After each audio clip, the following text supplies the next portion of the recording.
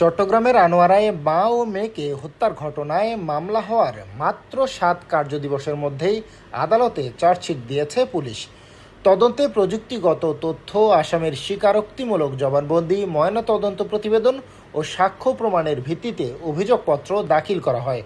গত 13 জুন পড়ইকড়া ইউনিয়নের চেনামতি গ্রামে এনি বড়ুয়া ও তার মেয়ে প্রিয়ন্তী বড়ুয়াকে ছুরিকাঘাতে হত্যা করা হয়। ঘটনার পরদিন মূল আসামি তেজপ্রিয় বড়ুয়াকে গ্রেপ্তার করে পুলিশ। পরে তার দেয়া তথ্যের ভিত্তিতে হত্যাকাণ্ডে ব্যবহৃত ছুরি ও নিহতদের মোবাইল ফোন উদ্ধার করা হয়।